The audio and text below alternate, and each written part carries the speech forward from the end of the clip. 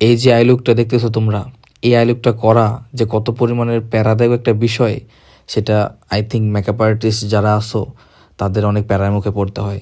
আমি প্রায় গনে বেছে 10-12টা নাকি 15টা করা হয়েছে। তো আজকে অনেক ভয়ে ভয়ে পদক্ষেপটা নিছি। এই হ্যালো আই লুকটা যদি প্রপারলিভাবে সুন্দর ফিনিশিং না আসে, পুরো মেকওভারটা এত পরিমাণে জঘন্য লাগে জাস্ট বলার বাহিরে। তো আজকে একদম খুবই ভয়ে ভয়ে একদম পদক্ষেপটা নিয়ে নিয়েছি।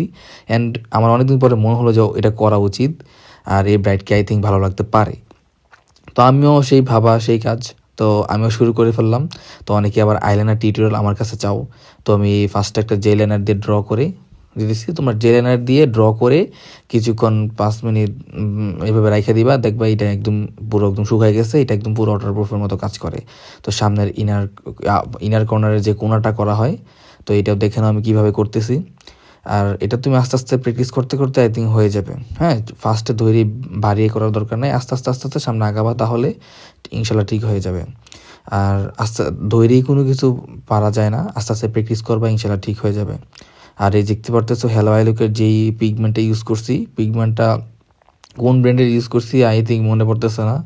আমি ভিডিও যখন ভয়েস দিই তখন আমার কিছু মনে থাকে না। আসলে সত্যি কথা আমি অনেক ভুলে যাই, তোমরা জানো না। তোমাদেরকে একটা সিক্রেট বলে দিলে, আমি অনেক ভুলে যাই। আর দেখো হ্যালো আইলুটা কি ঠিকঠাক মোটামুটি আছে কিনা। তো আলহামদুলিল্লাহ আমার কাছে ঠিকঠাকই লাগতেছে। আর আজকে যে বেজ মেকআপটা সম্পূর্ণ একদম ক্রিয়েট করে দিছে আমার এনি আপু। তোমরা অনেকেই ভাবো যে আমি খালি সাজাই, বাট আমিও সাজাই না। আমার সাথে আমার আম্মু আপু সবাই মিলে ঝিলে আমরা ব্রাইড কমপ্লিট করি আর কি। হ্যাঁ, এবং আমার আপু অনেক ব্রাইড আছে, আপু কমপ্লিট করে, বাট আমি পোস্ট দিয়ে আমার নাম করে আর কি। তো যাই হোক, অনেকে জানো না, আজকে থেকে সবাইকে বলে দিলাম, সবাই এসে খেলে আমার কাছে সাজতে চাও ভাই। নো, আমার আপু অনেক ভালো বেজ মেকআপ করে, সত্যি কথা মাশাল্লাহ। আর এই হচ্ছে আমাদের ব্রাইডের ফাইনাল লুক। তো কমেন্টের মাধ্যমে জানাবা যে আজকের ব্রাইডকে কেমন লাগতেছে, রিসেপশন ব্রাইডকে। আর অবশ্যই সবাই একটা কোয়েশ্চেন করবা যে ব্রাইডের পিছনে মাথার এত ফুলানো দরকার কি ছিল। ব্রাইড দোপাট্টা সেট আপ করবে, দোপাট্টা আনতে ভুলে গিয়েছে, বাসায় গিয়ে দিবে, আর দোপাট্টার ভারে টাইম নিচে নেমে যাবে আর কি।